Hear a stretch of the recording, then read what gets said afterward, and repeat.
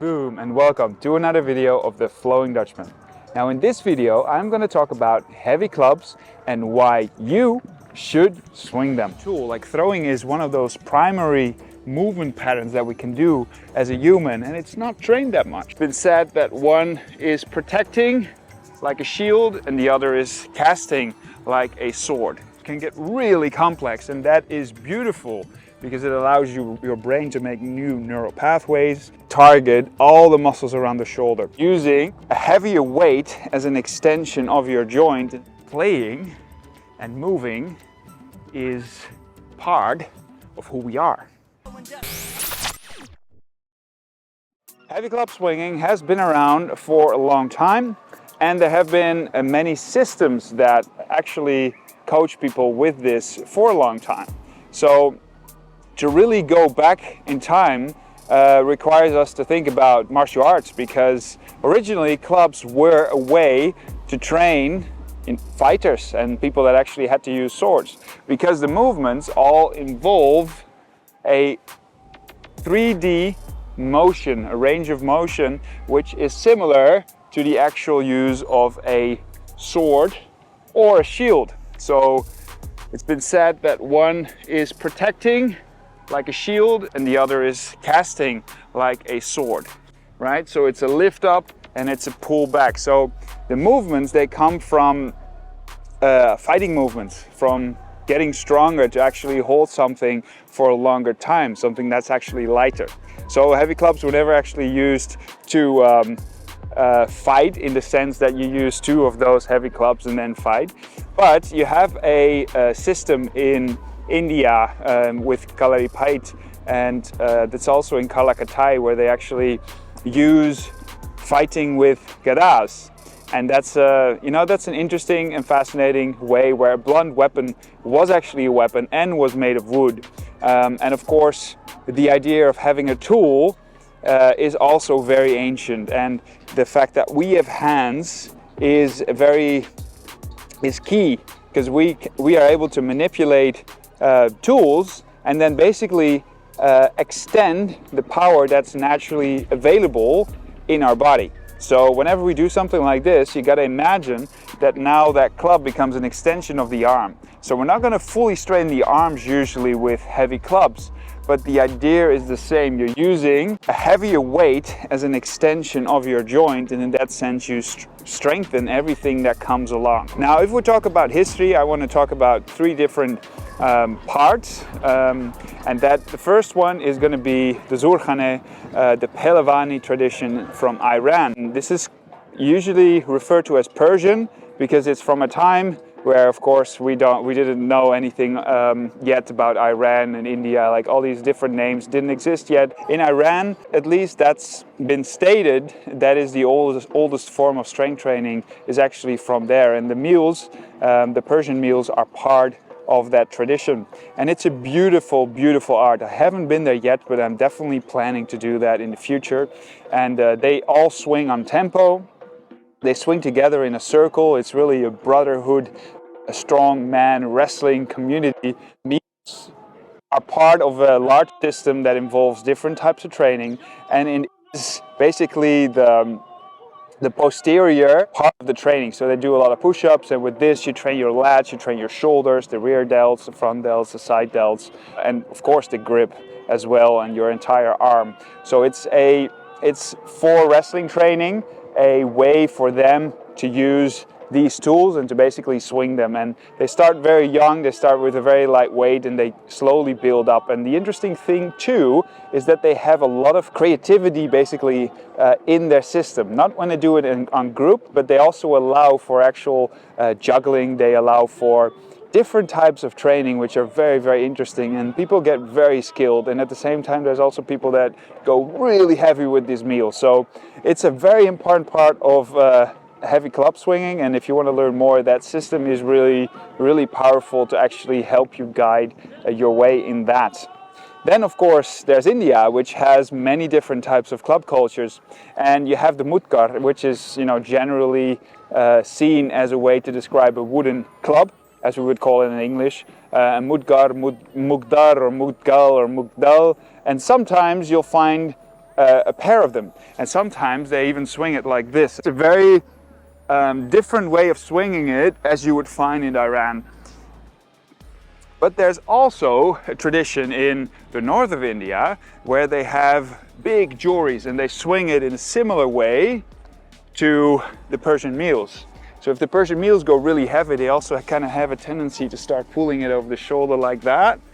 And in the Indian jori system, it's kind of the same, where they go really heavy. They always slide it over like they're milking a buffalo. But then at the same time, if they have nails on them or they're lighter, they do have a tendency to swing them in front of the body, especially when they have nails, because you don't want to slide those over your shoulders, of course. Then there's one more that I like to discuss, and that is actually the Western history. From the 1700s onwards, the British soldiers, they were inspired by the heavy clubs they saw in India. And they took them eventually back to England and they called them Indian clubs. So whenever you see the word Indian club or Indian clubs, that is referred to the Western system that kind of evolved out of inspiration from the Indian clubs. And it's fascinating because you can actually get literature on this, like books of more than 100 years old that actually prescribe light club swinging, but also heavy club swinging. And yeah, people are still inspired by those books, and they're quite extensive manuals. And that tradition also went to the US, it went to Europe, like it went everywhere. So there is a quite big of a history. After the 1900s, so after the World Wars, it kind of died, and it's unfortunate, but it's still there. That's why I'm here and doing this. So that's an older part of the Western history.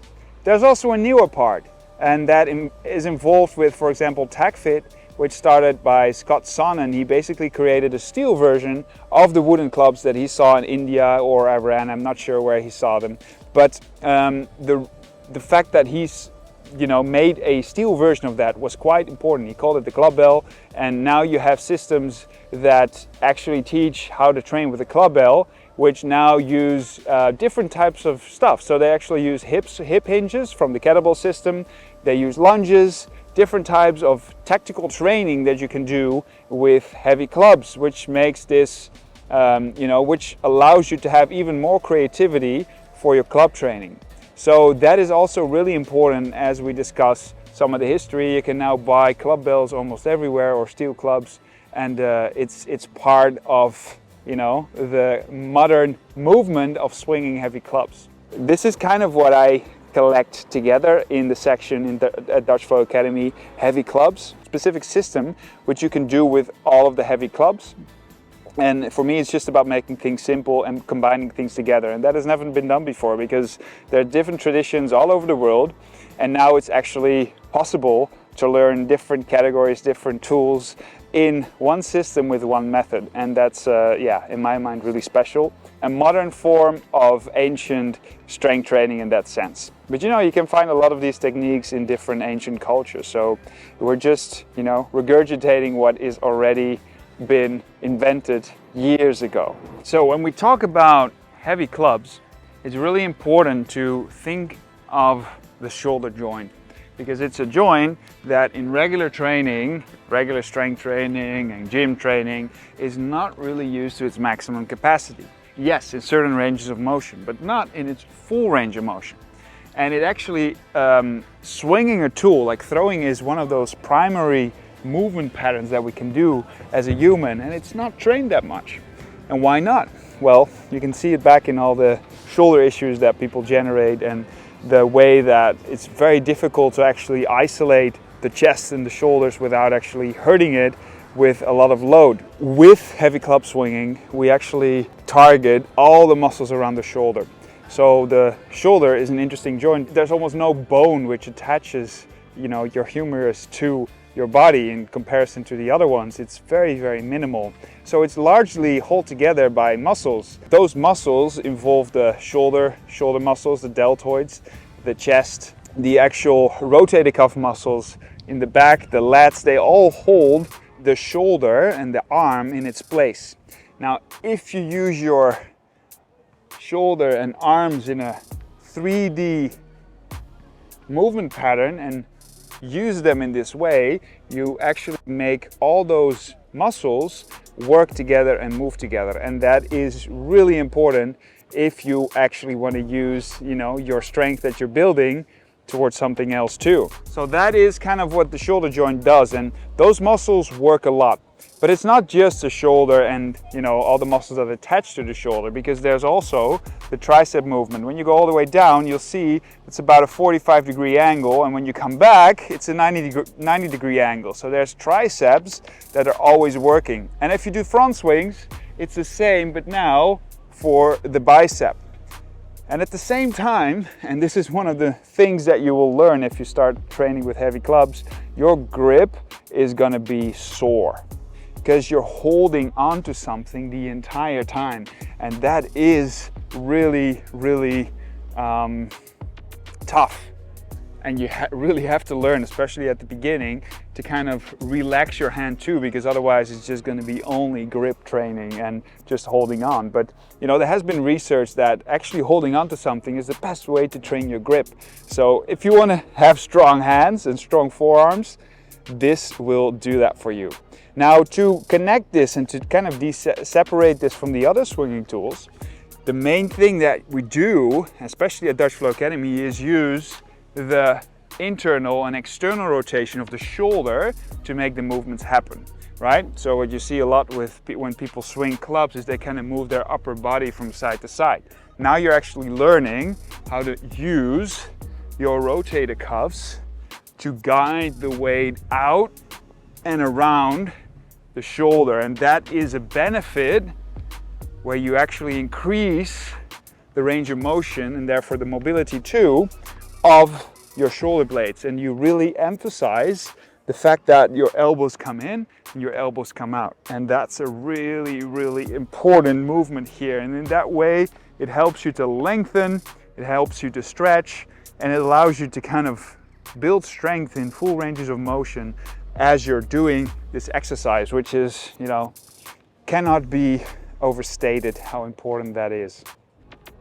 And the core, of course, works a lot too to stabilize the body. Whenever there's a swing moving from side to side, there's always a momentum point, right? There's a momentum point behind, there's a momentum point underneath, and that is always going away from the center of the body. So the body has to correct that position, and you'll feel it in your feet, you'll feel it everywhere, but the body is continuously finding its balance, and the heavier the clubs, the more it has to do that. So it's not just an exercise you do for a particular muscle. This is compound. This is what original movement was about, and why the actual functionality of an exercise was invented in the first place. Because why would you do something which costs a lot of energy and then doesn't have a lot of actual benefit for the thing that you're going to do?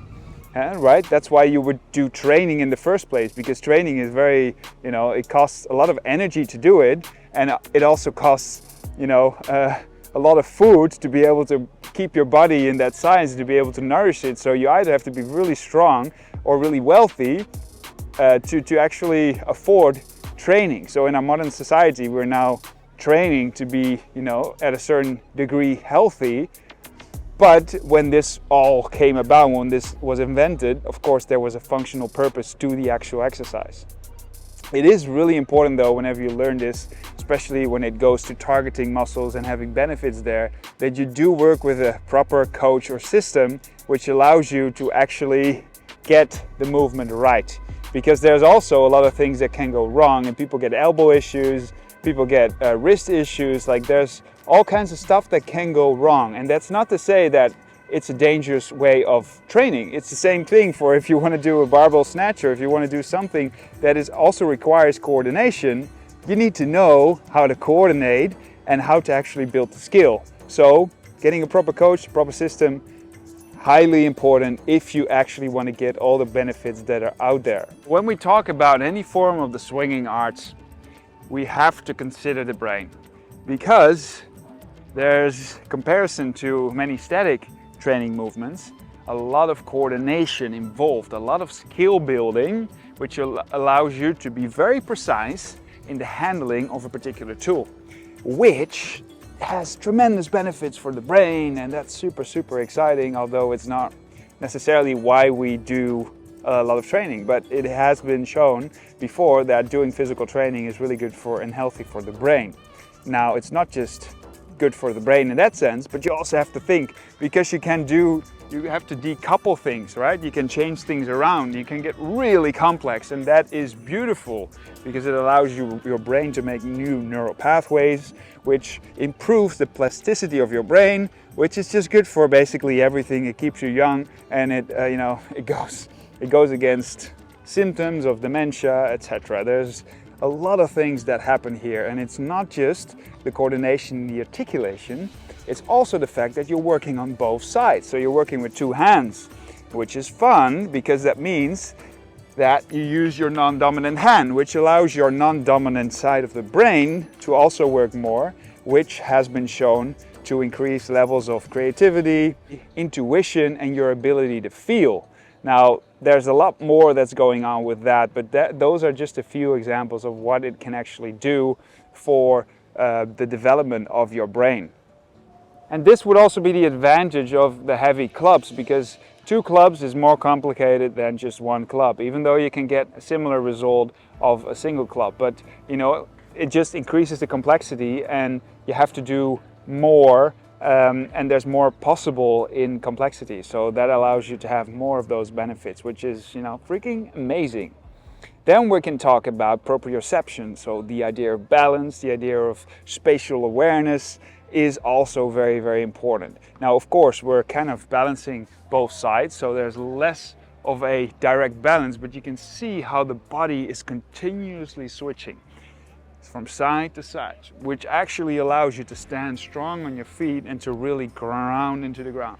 And that is a major benefit if you want to do anything that involves fighting or martial arts, or having strong feet is really, really important. So in almost everything, if you use it in the right way, it will translate to that too. Now, spatial awareness is also very important, and this is also why they, for example, use it in the Iranian system, because it's really complex. You move it in a circular motion around the shoulder.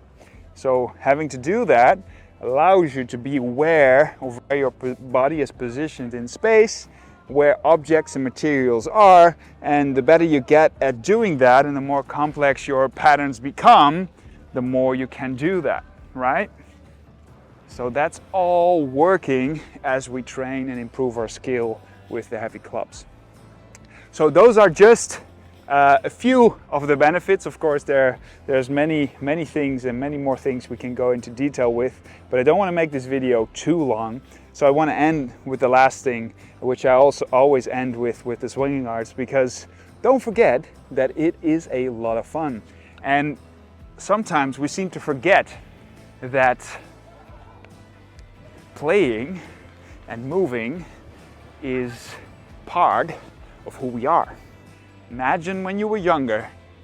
I always have this dream, or not dream, but like memory of going to this play castle where we would be barefoot, and it was like, can we go? And I just unleashed, and I couldn't stop running. I couldn't stop, discovering and finding out new things. And the interesting thing about this, in comparison to most of the other strength training traditions that I did and that I do, this allows for so much play, so much fun, so much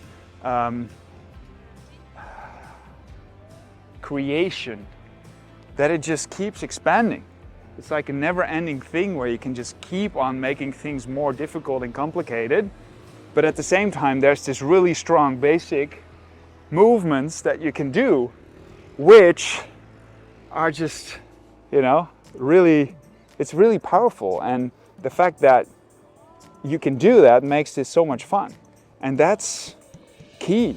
Like, actually enjoying something, working towards a goal, having a new goal to work towards is so important, especially when it comes to movement. And it has all these benefits, yes, but there also has to be something which brings you back to something, to a tool, without having to cognitively think about what it's doing to your body and your brain, right? And that's the most important thing. If you find something that you can dig deep into and that you can keep doing until you're old, until you've reached a certain age, well, that's health. That keeps you moving. So That's also very, very important. So I hope this inspired you to start swinging some heavy clubs. We are working on getting them at Dutch Flow Academy too, to actually have wooden clubs, but of course there's different ways to get them. There's also the Clubbells that you can now get, the steel versions. Do pay attention to the way they're shaped, because if they're too small and the handle is too thick, it won't feel the same as wood, and wood does feel a lot different than steel does, but for the Western people they are more easily available. So make sure it's quite long and it's kind of pointing towards the end. I want to finish with the fact that we do have courses for heavy clubs. There's a 101, a level 1 6 and a level 2 6. They take you all the way from A to Z with the heavy clubs, and that's a beautiful thing because that allows you for a lot of time to work on your skill and to improve. So I hope you do take a look at those, get yourself a pair of heavy clubs, or just keep on swinging your heavy clubs. And having said that, I'll see you in another video. Are you ready to dive deep into the art of swinging heavy clubs? Heavy Club 6 will dissect the intricate movement of the figure 8 in a way you've never seen before. The material in this course will disentangle the complex into essentials, adding a new piece of the puzzle every week. This results in a revolutionary new way of swinging heavy clubs.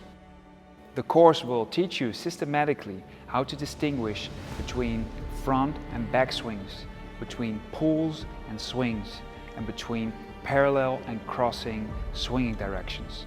If you're into swinging clubs, there's no way around it. You need to get access to Heavy Clubs 6. This course will pave the way towards mastery of swinging 2 heavy clubs. Join now on DutchFlowAcademy.com.